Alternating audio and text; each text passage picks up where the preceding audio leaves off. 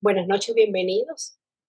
Continuamos con nuestro estudio del libro Las siete dimensiones del ser de Pablo Sender. Comenzamos hoy el capítulo uno, el cuerpo físico, Chula Charira. El principio más denso del cosmos es el físico, el cual es la base del tipo de materia que somos capaces de percibir a través de nuestros cinco sentidos. En el hombre, este principio conforma lo que comúnmente llamamos nuestro cuerpo, aunque en la literatura teosófica se lo refiere más específicamente como el cuerpo físico, implicando que este no es el único tipo de cuerpo que poseemos. Chula significa grueso, denso, tosco, material.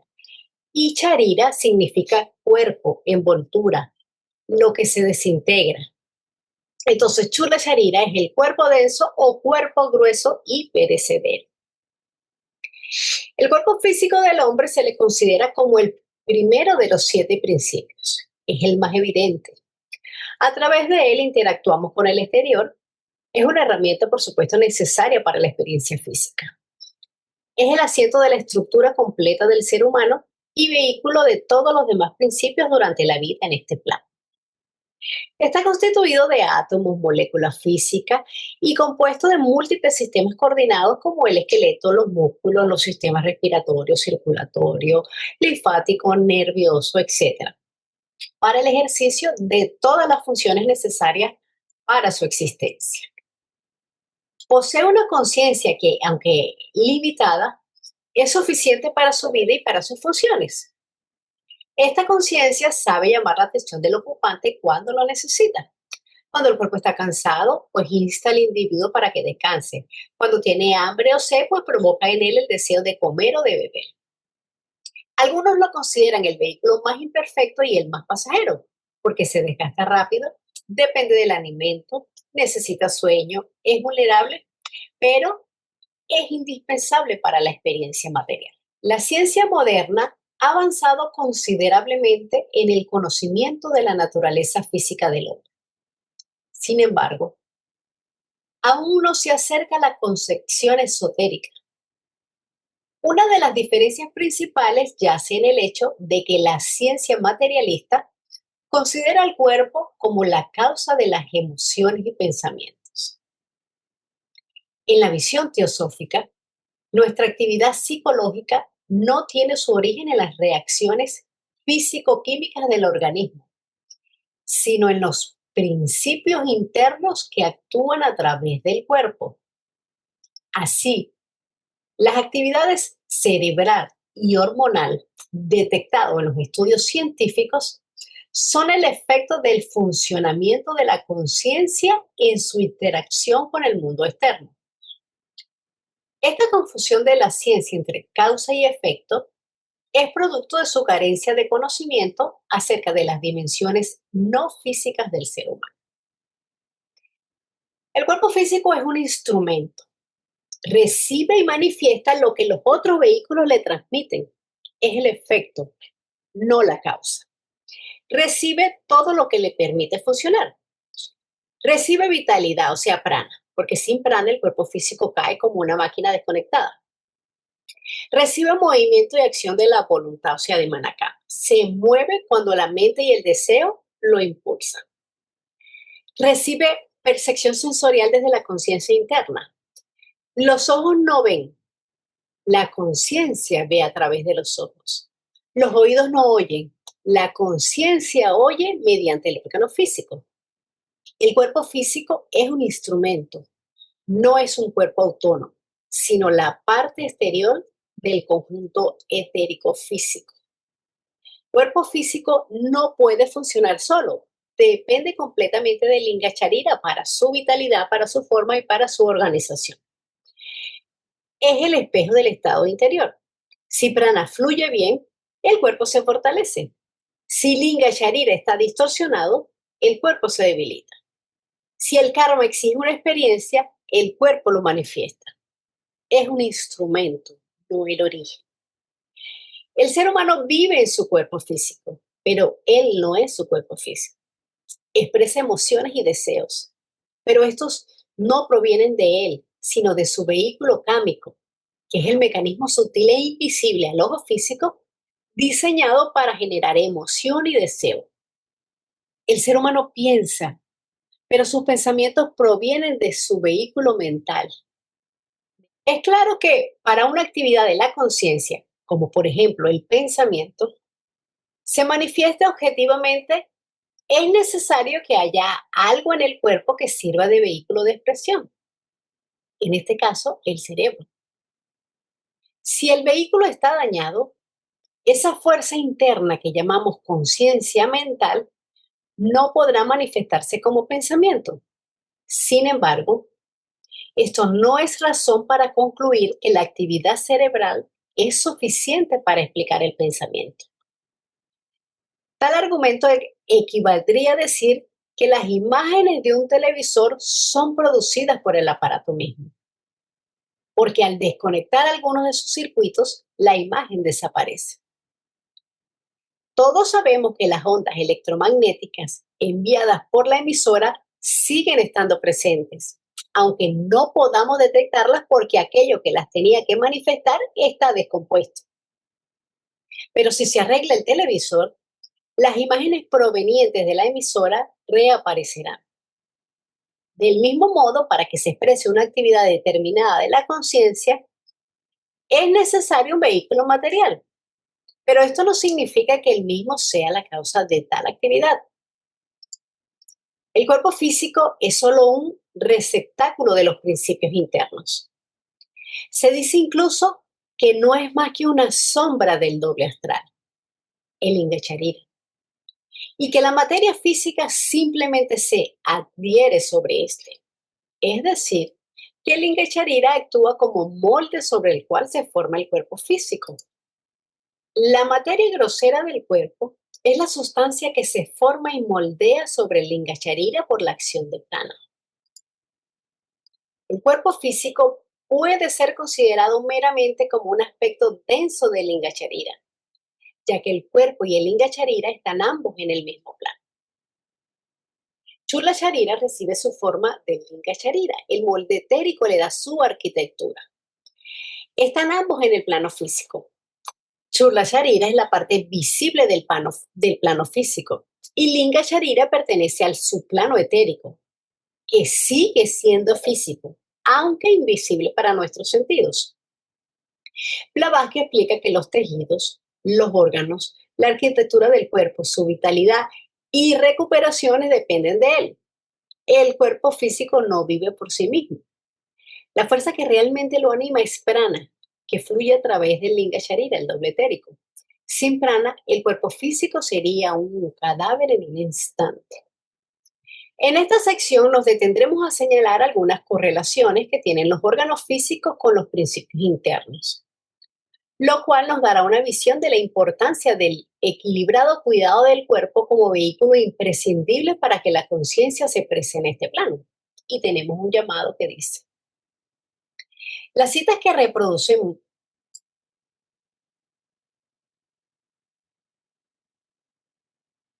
las citas que reproducimos a continuación contienen conceptos que pueden estar más allá de quien se pone en contacto con estas enseñanzas por primera vez. Aunque en el texto comentaremos sus aspectos más relevantes, reproducimos las citas completas para que puedan ser aprovechadas por el estudiante más avanzado. Cada uno de nuestros 7 sentidos, 2 de los cuales son todavía desconocidos, se corresponde con uno de los 7 planos cósmicos y está conectado directamente con la fuerza que es su creador directo. Cada sentido físico está conectado con y bajo la influencia directa de uno de los 7 planetas sagrados. Cada facultad o sentido, y por lo tanto cada órgano de los sentidos como su expresión en el cuerpo, es una facultad de nuestro flujo de conciencia, y ninguna facultad puede aparecer en la evolución. En consecuencia, ningún órgano o sentido puede manifestarse en el cuerpo hasta que la corriente de la conciencia lo haya expresado de manera equivalente. El cuerpo pasa de lo invisible a lo visible y crea para sí mismo su órgano competente, que se desarrolla exactamente como la facultad interna que evoluciona en su propio plano. Esto nos lo dice los Collecting Grafting en el volumen número 12. El corazón. El corazón representa la tríada superior. El hígado y el vaso representan el cuaternario. El plexo solar es el centro cerebral del estómago. Los ocultistas conocen las más recónditas partes del corazón y les han dado las correspondientes denominaciones. Vestíbulo de Brahma, vestíbulo de Vishnu, etcétera, que están relacionadas con análogas partes del cerebro. En ocultismo, el corazón no es solo un órgano físico, es un centro de conciencia, un punto sutil donde se refleja la intuición espiritual, la verdadera voluntad y la percepción directa del yo superior. Cuando se habla de partes recónditas, no significa cámaras físicas del corazón, sino ámbitos internos de conciencia que se expresan simbólicamente como regiones. O sea, son estados interiores del alma o funciones espirituales. Brahma, Vishnu y Shiva son polaridades cósmicas, creación, preservación y transformación. Y esto aplicado al microcosmo humano significa el vestíbulo de Brahma, la parte del corazón relacionada con el impulso creativo espiritual, el origen de la inspiración y del nacimiento interior. El vestíbulo de Vishnu podría significar la zona asociada a la preservación, al amor universal, la cohesión del ser, el sentimiento emocional, el sentimiento devocional. El vestíbulo de Shiva podría ser la zona vinculada a la transformación interior, la disolución del ego inferior y la regeneración espiritual. El término vestíbulo indica una puerta o una entrada hacia un estado más profundo de conciencia. Blavatsky nos explica que cada centro sutil del corazón tiene una contrapartida en el cerebro. El corazón capta o recibe la luz de Buddhi, mientras el cerebro traduce esa luz a pensamientos, a imágenes, impulsos o acciones. En otras palabras, cada función espiritual del corazón tiene su canal o polo correspondiente en el cerebro. La conciencia puramente animal está constituida por la conciencia de todas las células del cuerpo, menos la del corazón. Este órgano es el más importante y el rey de los órganos del cuerpo.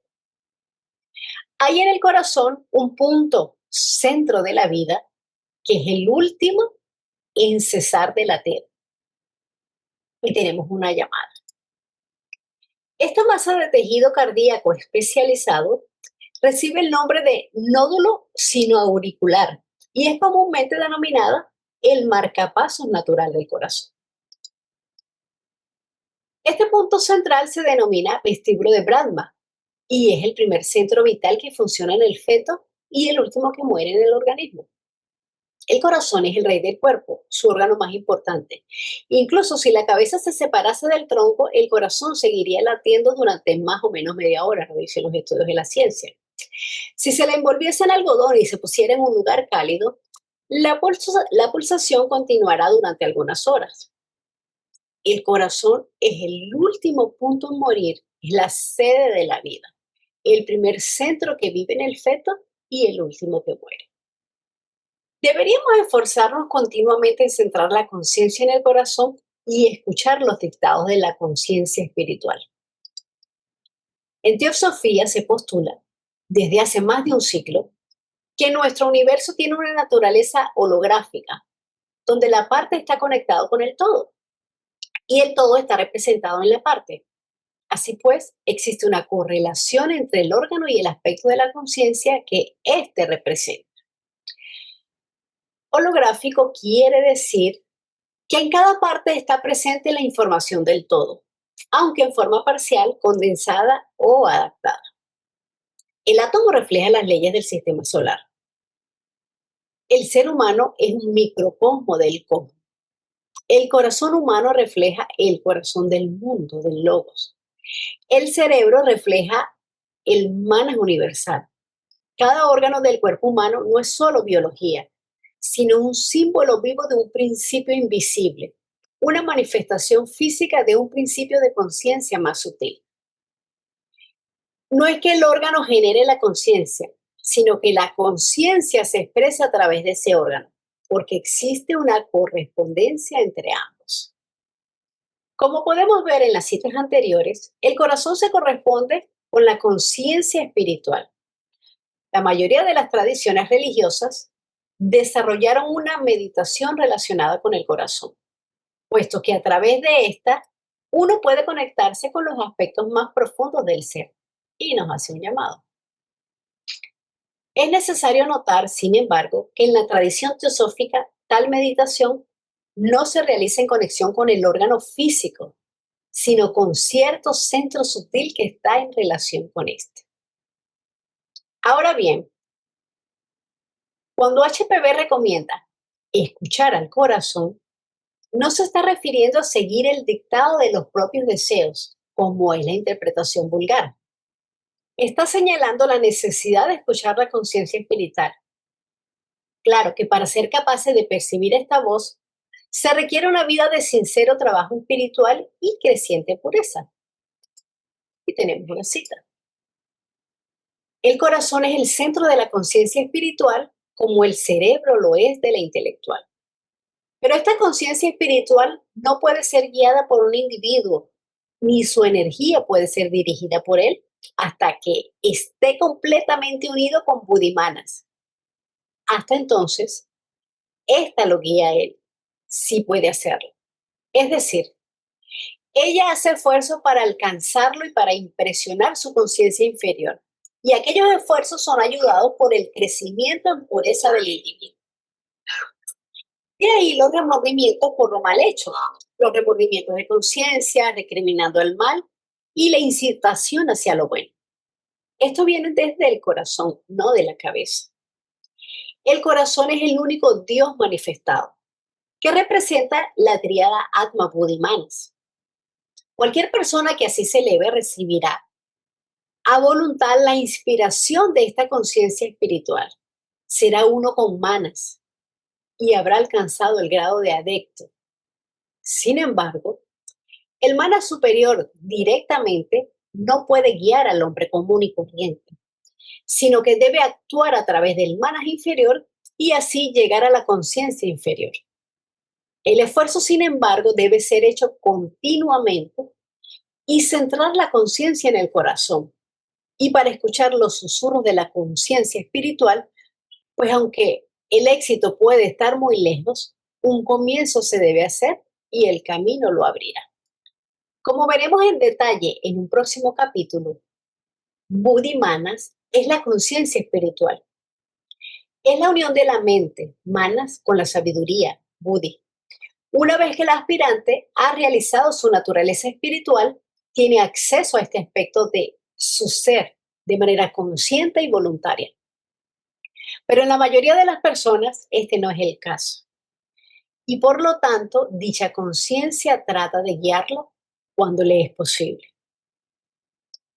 Todas las tradiciones espirituales serias hacen énfasis en la necesidad de una vida de progresiva pureza y de sincero trabajo sobre uno mismo para ponerse en contacto con lo sagrado. Esto no es solo un consejo de orden moral, sino que está basado en un profundo conocimiento oculto de la naturaleza del hombre. La purificación de la personalidad, es decir, de nuestro cuerpo, emociones y pensamientos, es necesaria para hacerse más receptivo a los dictados de la naturaleza espiritual. Debemos trabajar la autodisciplina y la purificación de los vehículos inferiores, controlar y transmutar las pasiones y las emociones, eliminar los vicios, educar la mente, así como cultivar las virtudes. Es esencial tener los vehículos inferiores puros para que la conciencia pueda expresarse mejor y así tener experiencias materiales y espirituales más elevadas. Y además hacerlo ahora, desde el punto en el que nos encontramos, sin esperar a que las condiciones mejoren, a que tengamos más tiempo o a que realmente sintamos que podamos comprometernos. Desafortunadamente, en nuestra época de superficialidad y resultados rápidos, algunos movimientos y gurúes pseudo espirituales promueven la idea de que uno puede conectarse con aquello que es trascendente por medio de técnicas simplistas o del uso de drogas o del estímulo de las potencias inferiores del hombre. La promesa de poder alcanzar algo trascendente sin necesidad de tener que hacer ajustes en uno mismo o de dejar de lado ciertos hábitos incompatibles con la meta buscada es muy tentadora para personas sin la experiencia suficiente en este campo. Es así que tales escuelas o gurúes atraen una buena cantidad de personas a las que con frecuencia explotan psicológica y o económicamente con promesas que no pueden ser cumplidas. Además de los potenciales peligros físicos y psicológicos que entraña el uso de prácticas indebidas.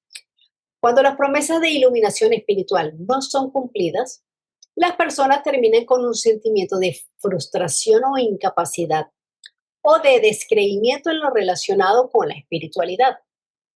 El verdadero desarrollo interno es la tarea más ardua y significativa que puede emprender una persona. Es el proceso de dejar de ser un pequeño yo aislado para identificarse con la divinidad una que todo lo anima. Esto implica la liberación de todo condicionamiento e ilusión y la consecuente realización de las verdades más profundas del universo.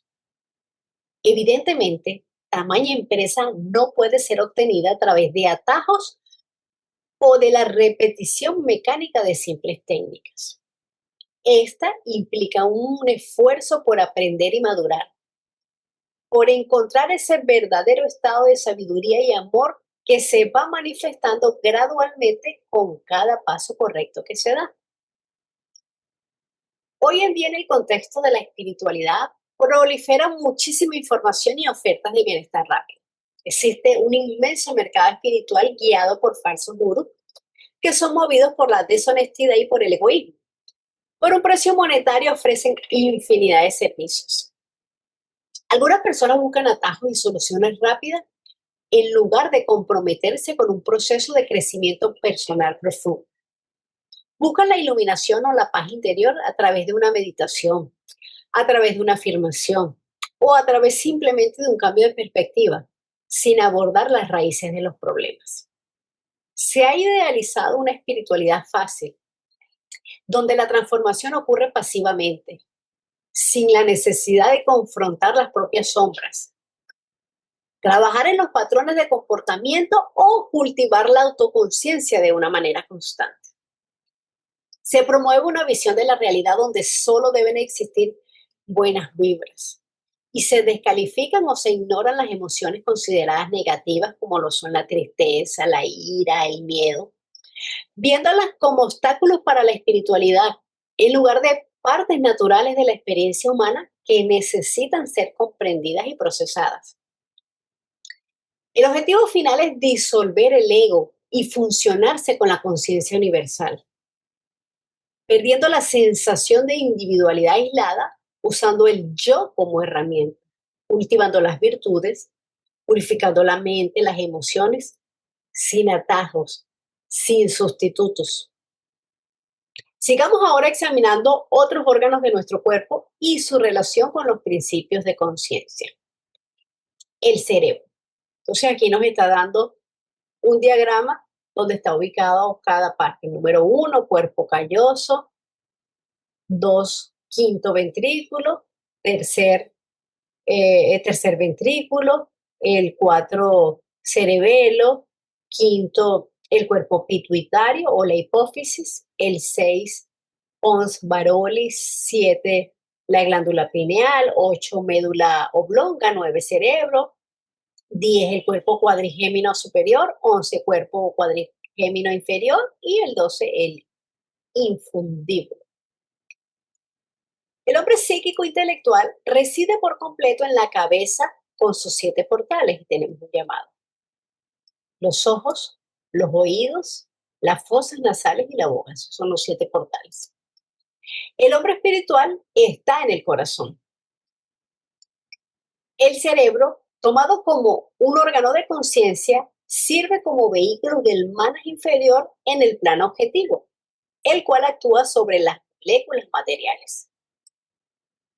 Los cuerpos cuadrigéminos se corresponden con kama manas, poniendo así a kama dentro de la división manásica del cerebro humano. Kama en sí mismo tiene su correspondencia en el cerebelo. La correspondencia de kama en la parte inferior del cuerpo es el hígado junto al estómago. Hay 7 cavidades en el cerebro que durante la vida están vacías, en el sentido ordinario de la palabra. En realidad, están llenas de akacha, tenemos un llamado. El akacha es definido como la sutil, supersensible esencia espiritual que llena y penetra todo el espacio, la sustancia primordial, y síguela así. Esto nos lo dice el glosario teosófico. Teniendo cada cavidad su propio color de acuerdo al estado de conciencia en el que usted esté. Los colores son solo visibles, por supuesto, a la visión purificada. Estas son las partes del cerebro que reciben impresiones del corazón y posibilitan que la memoria del corazón sea impresa en la memoria del cerebro. El cerebro físico funciona como un receptor, como un traductor vibratorio, no como un generador. La conciencia no se origina en el cerebro, sino que se expresa a través de él.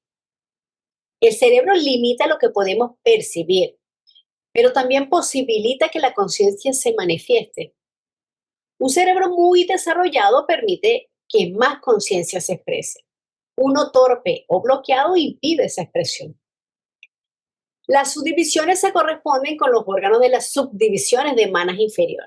Sus surcos, pliegues u ondulaciones se forman por el pensamiento. Su actividad es construir el principio pensante con más y más pliegues.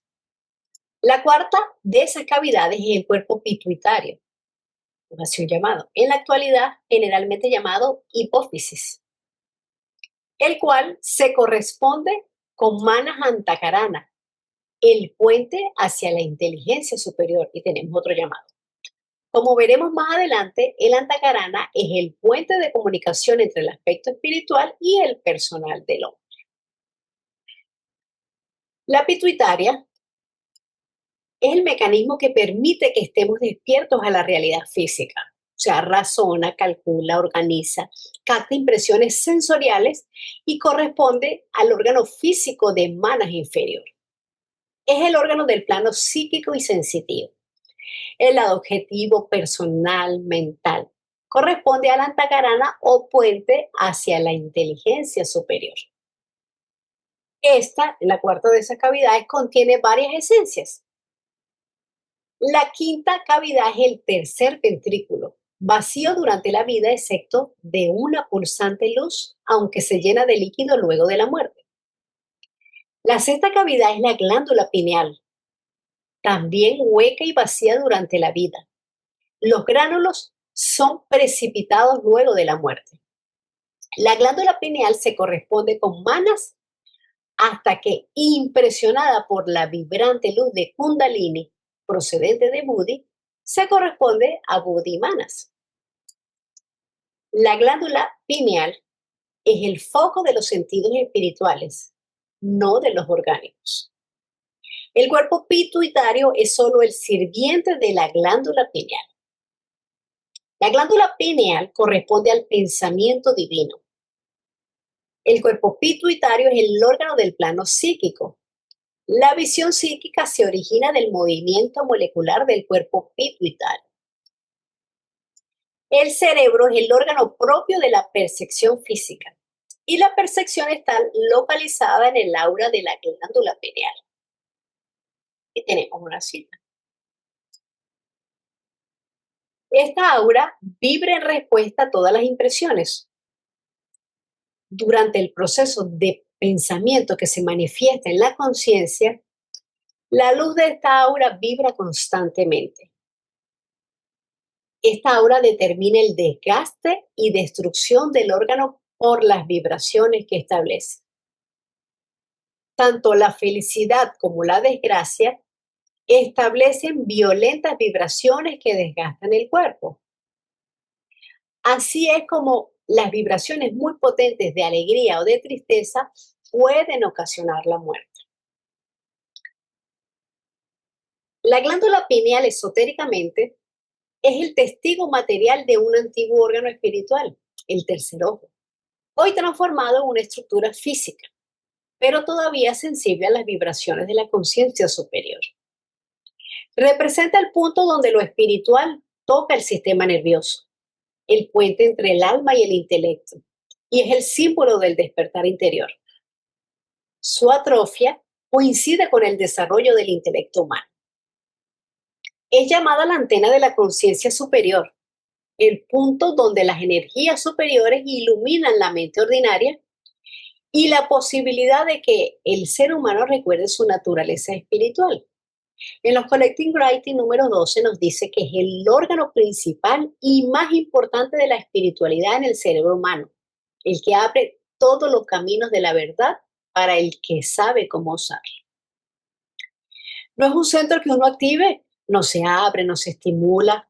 Su activación no es mecánica ni fisiológica, sino que se sensibiliza naturalmente cuando la vida interior se purifica, cuando la mente se disciplina y cuando la intuición se despierta. La embriaguez y la fiebre causan un movimiento desordenado en el cuerpo pituitario y así producen ilusiones de visiones y alucinaciones. Este cuerpo es a veces tan afectado por la embriaguez que es paralizado. Y la estricta prohibición de bebidas alcohólicas para todos los estudiantes de ocultismo se debe a este efecto que produce el alcohol sobre el cuerpo pituitario y la glándula pineal.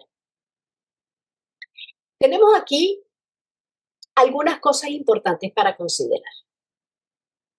La ciencia oculta enseña que las intuiciones psicoespirituales se transmiten a la personalidad a través de estas dos glándulas, la pituitaria, hipófisis y la pineal.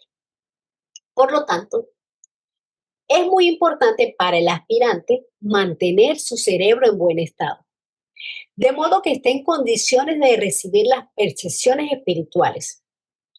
No tiene sentido que uno esté intentando un desarrollo interno y simultáneamente lleve una vida desordenada o impura en lo físico.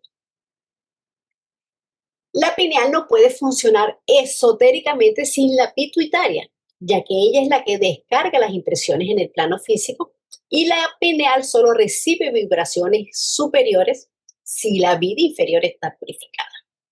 Es decir, una es el captador, la otra es el transformador.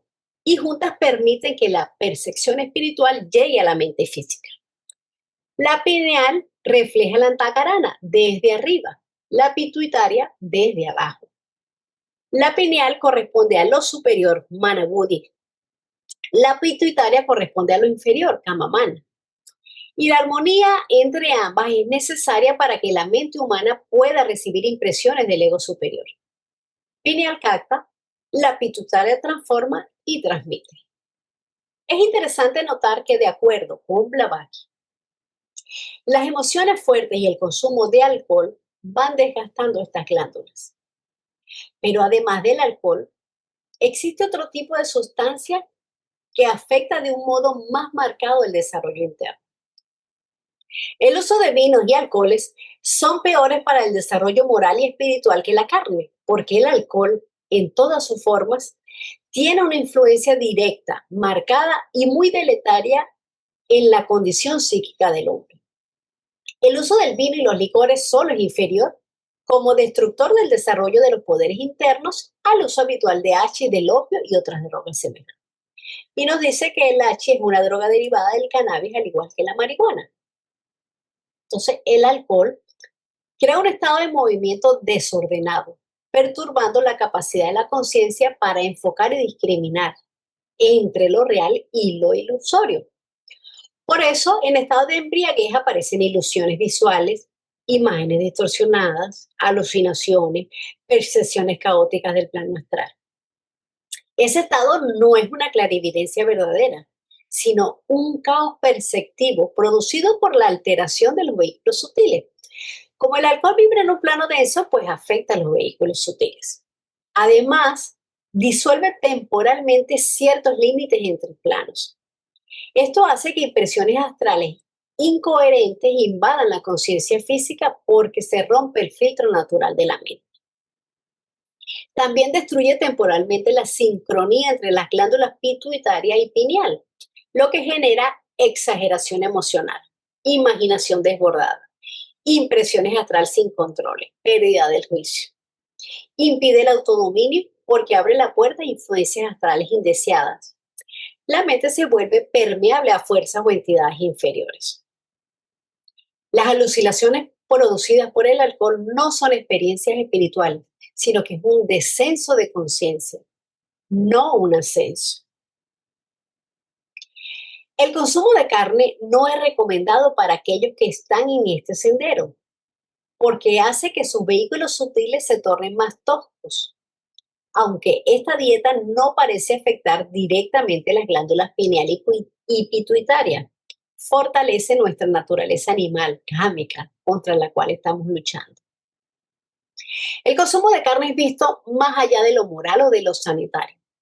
Se ve más desde un punto de vista vibratorio, cámico, psíquico, ya que la carne densifica los vehículos sutiles, aumenta la densidad del aura, vuelve más grueso el cuerpo astral, hace más difícil la percepción fina o la intuición espiritual. Esotéricamente, la carne refuerza la actividad de los centros inferiores como emociones reactivas que están desde el plexo solar, o sea, los deseos y los instintos vinculados a supervivencia y a posesión. Esto tiene dos efectos negativos para el ocultista. Kármicamente, la carne nos vincula con la cadena de sufrimiento animal, porque nos enlaza psíquicamente con el estado emocional del animal en el momento de su muerte, impregnando el aura astral con miedo, con angustia o con deseo de supervivencia. Estas vibraciones hacen ruido interno y dificultan la percepción espiritual. Se considera un obstáculo, no una condena moral. La pureza del cuerpo es un requisito para el trabajo interno. No porque el cuerpo sea impuro en sí, sino porque es el instrumento del alma superior y debe ser lo más estable, claro, silencioso y ligero posible para transmitir sus vibraciones. El alcohol desordena la percepción y abre las puertas indeseadas y la carne densifica, opaca y entierra la percepción. No es una imposición moral, sino una ley vibratoria y natural. Y cada persona debe avanzar a su propio ritmo, sin fanatismo, sin imposiciones. Así que para el aspirante, por supuesto que se recomienda no comer carne. Para el estudiante serio se vuelve algo importante. Para el discípulo aceptado se vuelve algo esencial. Y para el iniciado es algo indispensable. Y no solamente como comentamos por la parte moral, sino por la parte vibratoria. Pero como podemos apreciar en la cita anterior, la filosofía esotérica advierte fuertemente en contra del consumo de drogas, pues su uso aleja progresivamente la posibilidad de contactar nuestra naturaleza espiritual. Así, aunque las drogas y el alcohol pueden producir estados alterados de conciencia, que en algunos casos son similares a los que acompañan algunas experiencias espirituales, estas sustancias no pueden conducirnos a tener vislumbres espirituales. Para apreciar este tema en mayor profundidad, debemos tener en cuenta dos cuestiones. A.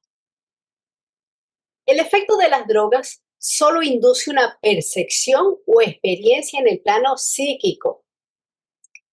Este plano es intermedio entre el físico y el espiritual. Y aunque pueda parecer extraordinario para la persona que lo percibe por primera vez, no tiene ninguna relación directa con las realidades espirituales. De hecho, se lo considera lleno de tentaciones y engaños para quien incursiona en él sin el conocimiento adecuado. HPV en La Voz del Silencio le advierte al discípulo sobre este plano tan peligroso en su pérfida belleza, diciendo, y la cita abre, en él encontrará tu alma las flores de vida, pero debajo de cada flor una serpiente enroscada. Y añade, cuidado, Lanú, discípulo, no sea que, deslumbrada por el resplandor ilusorio, se detenga tu alma y en su engañosa luz quede presa.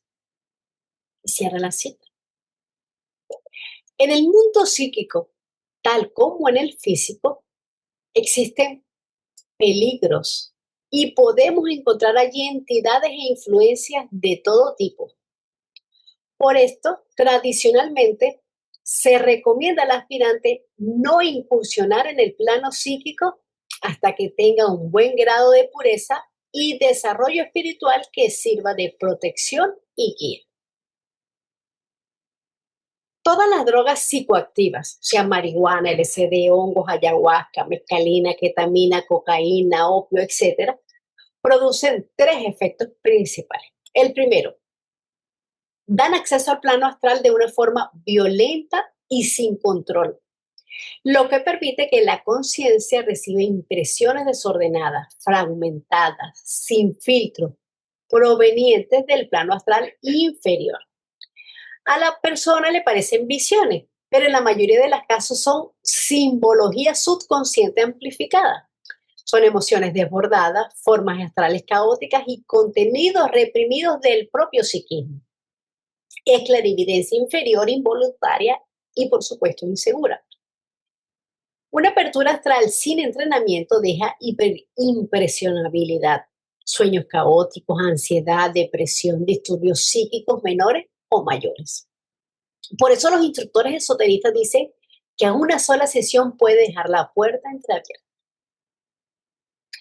El segundo efecto que podría ocasionar todo este tipo de drogas psicoactivas es que aflojan la conexión entre la mente inferior y la mente superior, por lo que la pineal y la pituitaria dejan de trabajar en sincronía. Y el antacarana queda perturbado, lo que conlleva a hiperemotividad sin discernimiento, a percepciones distorsionadas. Y un tercer efecto podría ser que debilitan el aura y aumentan la vulnerabilidad psíquica. Un aura que está debilitada permite influencias externas, permite sugestión astral, parasitación emocional, obsesiones, depresiones o estados ansiosos.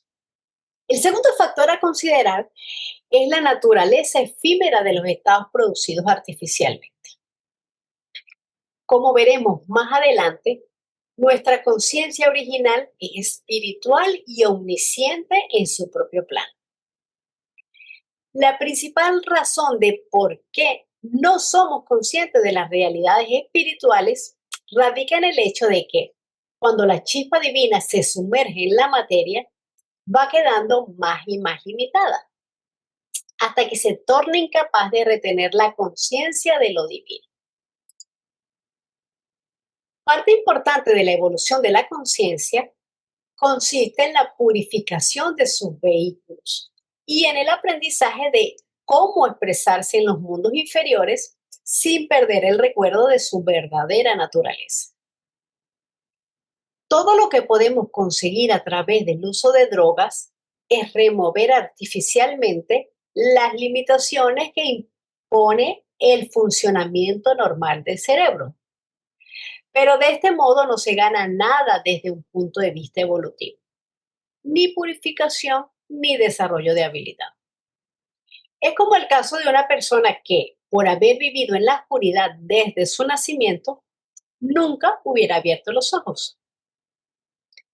Si dicha persona es puesta en un medio ambiente normal y quiere desarrollar la capacidad de ver, deberá hacer un esfuerzo para abrir los ojos. Solo de este modo activará gradualmente los músculos necesarios y aprenderá a usarlos. Si alguien le abriera los ojos artificialmente, no lo estaría ayudando en tal proceso.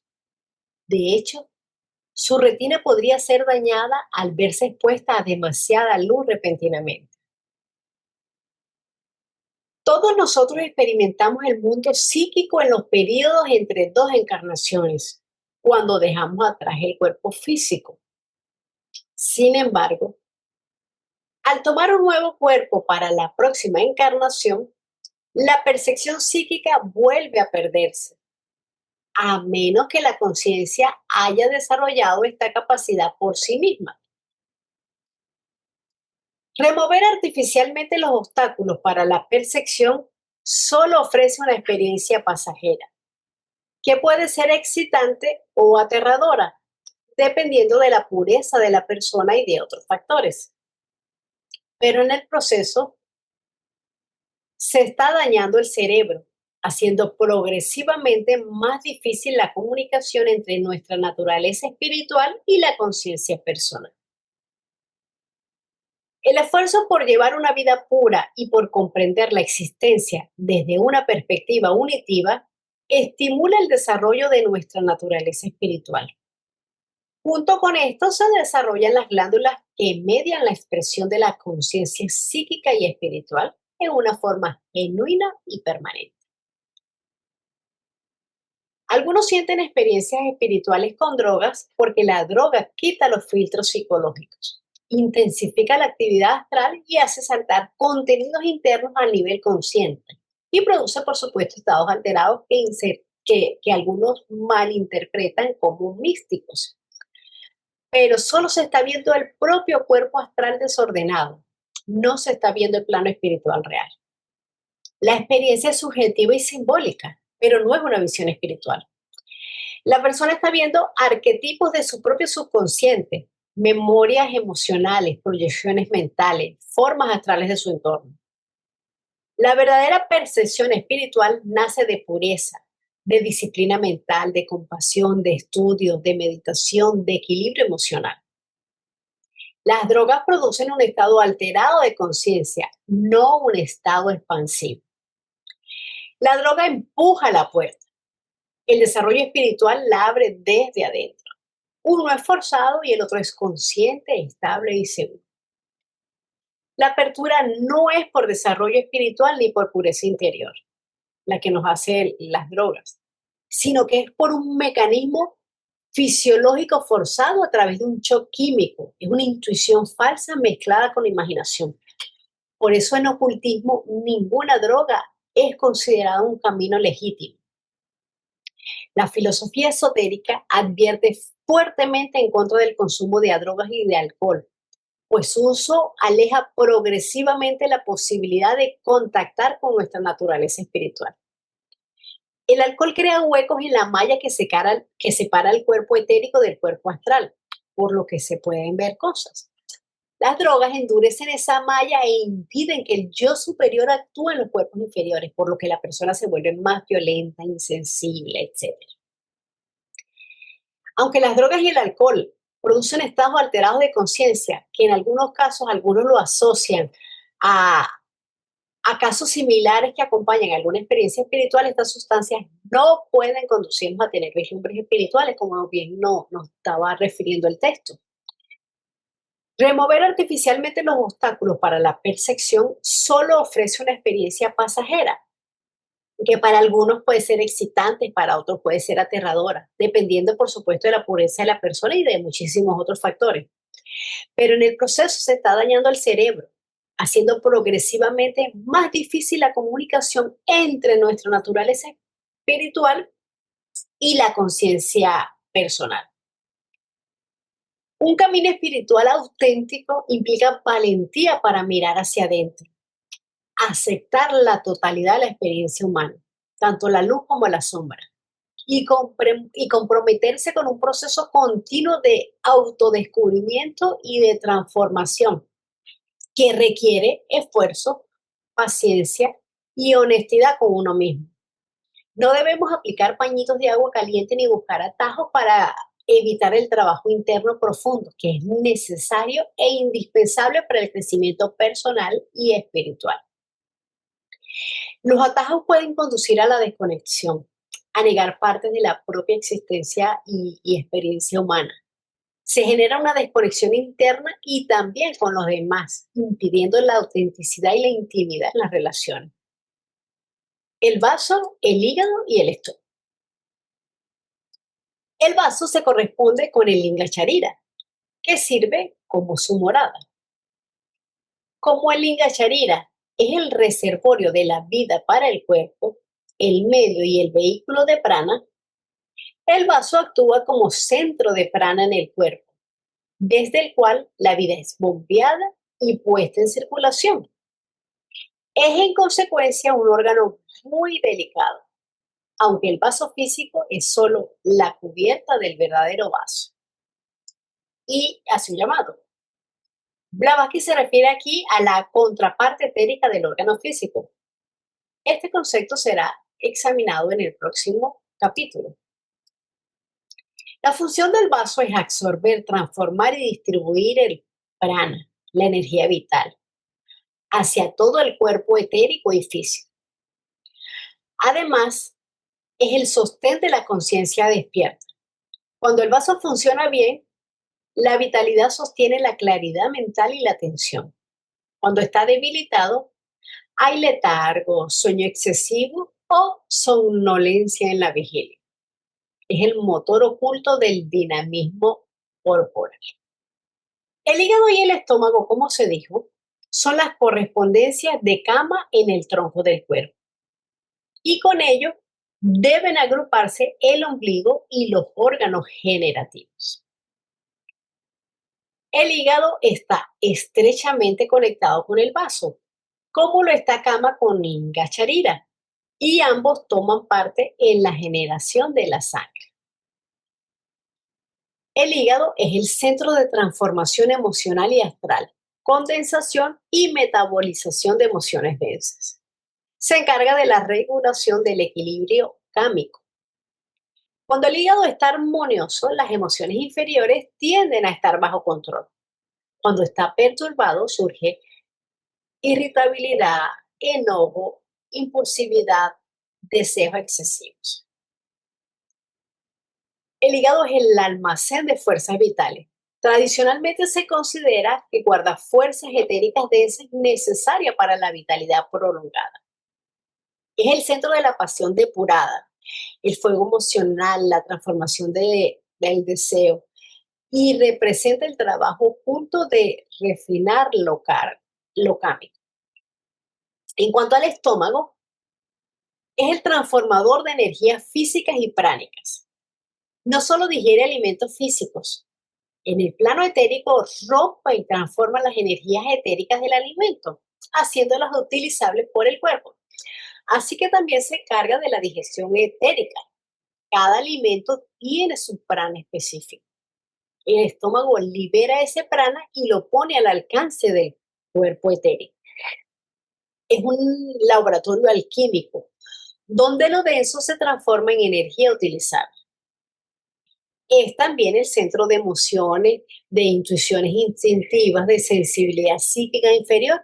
Por eso la ansiedad, el miedo o la inseguridad afectan el estómago. La sangre. La circulación de la vida, prana, a través del cuerpo se realiza por medio de la sangre. Es en nosotros el principio vital pránico más que prana y está estrechamente relacionada a Kama y a Linga Charira. La esencia de la sangre es Kama, penetrado por prana, el cual es universal en este plano. La sangre es mucho más que un fluido fisiológico, es el vehículo físico de la vida, la portadora del prana, el eco material del cuerpo astral y el medio por el cual la conciencia actúa en la materia densa. Un ejemplo de cómo las emociones afectan la sangre es como cuando vemos la ira, ¿qué pasa? Nos enrojece el rostro, sube la presión. El miedo hace que la sangre se retire y que causa palidez. La vergüenza también causa rubor. La pasión intensa causa aceleración circulatoria. Kama es el molde emocional y la sangre es su huella física.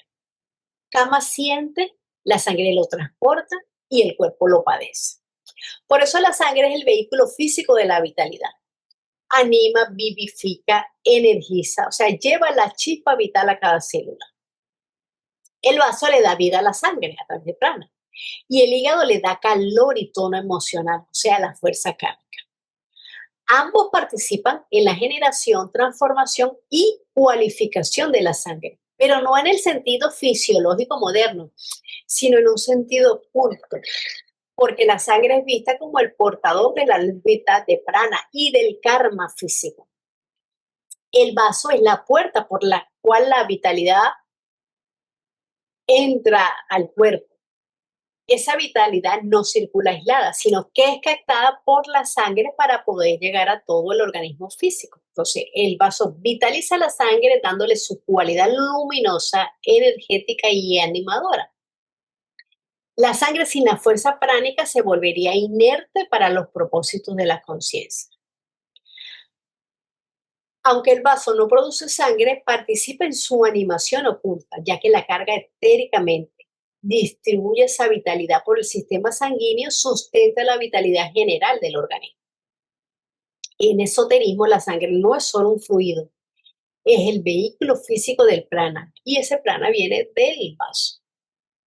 El kama es la vida y la esencia de la sangre que se coagula cuando el kama la abandona. Como la sangre es el vehículo de kama, contiene las emanaciones más groseras o animales de los organismos.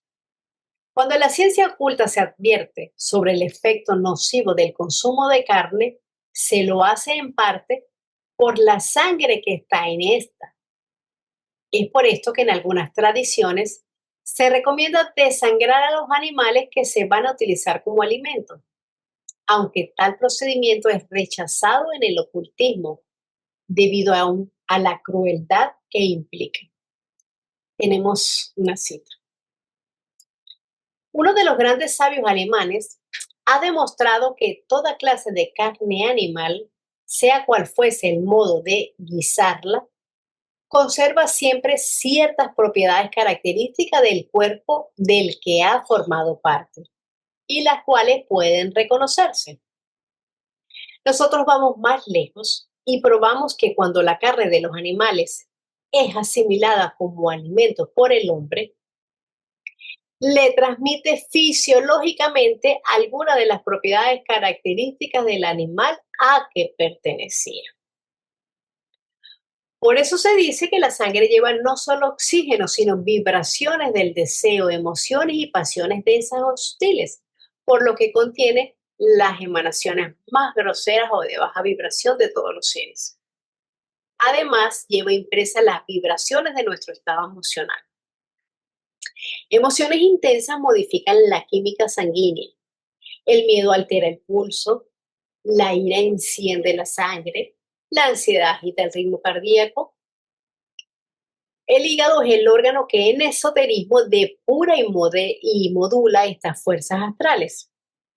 La sangre es el asiento del alma animal, es la portadora del karma físico. Es el vehículo por el cual las tendencias kármicas, o sea, las impresiones pasadas en el cuerpo etérico, se imprimen en el cuerpo físico. Blavatsky explicaba que las enfermedades hereditarias, las inclinaciones físicas y las debilidades crónicas se transmiten a través de las corrientes etéricas que la sangre transporta. No es la sangre material la que lleva el karma, sino la energía etérica incorporada a ella. La sangre es el soporte de la conciencia física. El cerebro no puede funcionar sin sangre y la sangre no puede animar sin prana. Cuando la sangre está saturada de prana, hay una mente clara, hay una vitalidad, hay atención. Cuando está pobre en vitalidad, pues hay somnolencia, desconexión, hay confusión. Si hay turbulencia astral, pues hay ansiedad, hay miedos, hay impulsos. Lo que toca la sangre se magnetiza con su prana. Por eso está estrictamente prohibida en rituales, en invocaciones forzadas, en magia cámica o pasional, ya que abre la puerta a fuerzas astrales densas. El verdadero ocultista nunca derrama sangre en actos rituales, pues desorganiza la corriente vital. En términos ocultos, el fuego líquido, una forma física de energía solar. Los leucocitos son un ejemplo, porque no solo son agentes biológicos, sino también expresiones físicas de funciones cámicas defensivas y purificadores. El cuerpo cámico no solo desea, sino que también reacciona, se protege, se contrae con miedo crónico, por lo que crea defensas debilitadas. O se expande, ¿cómo se expande? Con ira constante, con inflamaciones. También rechaza lo que amenaza, como aislando, expulsando o neutralizando cualquier perturbación astral. Entonces, los leucocitos distinguen entre lo propio y lo extraño, y ese discernimiento crea afinidad o rechazo. Cuando está desarmonizado, pues crea alergias o enfermedades autoinmunes. Así que se aconseja a los estudiantes verdaderamente celosos que ingieran alimentos que tengan influencia menos pesada sobre su cerebro y su cuerpo, y cuyo efecto de estorbar y retrasar el desarrollo de la intuición, facultades internas y poderes sea el menor posible. Como ya hemos señalado, el consumo de carne dificulta el desarrollo espiritual, interfiriendo con el proceso de sutilización de los vehículos y despertando las pasiones animales en el individuo. Sin embargo, siempre debemos tener cuidado de no caer en actitudes desproporcionadas. Hay personas que se concentran demasiado en que su dieta sea pura, pero prestan poca atención a cómo alimentan sus tendencias emocionales y mentales. Por eso Blavatsky decía que comer carne no es un crimen, solo retrasará algo su progreso. Porque después de todo, los actos y funciones corporales tienen mucha menos importancia que lo que el hombre piensa y siente, que los deseos que animan su mente, permitiéndoles echar raíces y desarrollarse. Para terminar, debemos agregar que la preferencia por el vegetarianismo no se limita solo a los perjuicios personales que esto puede traer. El permitir que se maten animales en nuestro beneficio atenta contra ese sentimiento de compasión hacia todos los seres, que van haciendo en quien trabaja en el desenvolvimiento interno. La naturaleza misma del cuerpo físico hace que se le pueda convertir fácilmente en servidor e instrumento. Tiene ciertas particularidades que nos ayudan a educarlo y que le hace relativamente fácil de dirigir y formar. Una de ellas es que una vez acostumbrado a obrar de cierta manera, sigue voluntariamente por la misma senda, encontrándose tan feliz en ella como cuando seguía una línea de conducta distinta. Si se ha adquirido una mala costumbre, el cuerpo se resistirá de un modo notable a cambiarla. Pero si se le motiva a ello, si se vence el obstáculo, se le pone a obrar con arreglo a la voluntad, entonces al poco tiempo el cuerpo, por acuerdo propio, repetirá la nueva costumbre que el hombre le ha impuesto y seguirá el nuevo método con tanta satisfacción como lo hacía con el anterior. Ejercicio, autoobservación corporal. En general, nuestra civilización ha embotado la inteligencia de nuestro cuerpo. Raramente lo escuchamos y a menudo le imponemos costumbres o modificaciones insalubres, a veces simplemente para seguir la moda de turno. Por otro lado, debido al ritmo de vida que llevamos, frecuentemente lo sobreexigimos y lo sometemos a una mala alimentación. El comenzar a prestarle atención al cuerpo, considerándolo como una expresión de la inteligencia del universo, permite que su sensibilidad se vaya despertando nuevamente. Se proponen para ello los siguientes ejercicios. A. Al despertarse por la mañana, observe su cuerpo. Preste atención a sus sensaciones y note si está cansado, si hay dolores, etc. Podemos aprender mucho de lo que nos comunica. Si notamos frecuentemente que no se ha descansado bien, deberíamos revisar cómo se está desarrollando nuestra vida. Si estamos alimentándonos incorrectamente o teniendo una vida desordenada. Si estamos durmiendo poco o viviendo con mucho estrés o excitación, si hay falta de ejercicio, etc. Con la observación del cuerpo, irá creciendo naturalmente una conciencia de salud y con ello la energía necesaria para ir organizando nuestra vida de un modo más equilibrado, tanto como lo permitan nuestras circunstancias actuales. Al levantarse, es deseable tomar un baño y luego, antes de desayunar, disponer de algunos minutos para el siguiente ejercicio de autoobservación. B. Siéntese cómodo en una postura firme y relajada, con la espalda recta. Tome conciencia de los puntos de apoyo del cuerpo y fije su atención allí por unos momentos. Deje que la postura se estabilice y equilibre. Entonces, comience a revisar con atención todo su cuerpo, ordenadamente, desde la cabeza a los pies. Preste atención a cada sensación que haya sobre la piel, como calor, frío, picazón, cosquilleo, o incluso dentro de su cuerpo, como el latir del corazón, el fluir de la sangre, la secreción de jugos digestivos, dolor, cansancio. No piense en las sensaciones, no las verbalice, simplemente nótenlas. Si encuentra alguna tensión, suéltela, déjela ir, relajándose. Revise el cuero cabelludo, la frente, los ojos, las mejillas, la boca, la lengua, el cuello, los hombros, la espalda.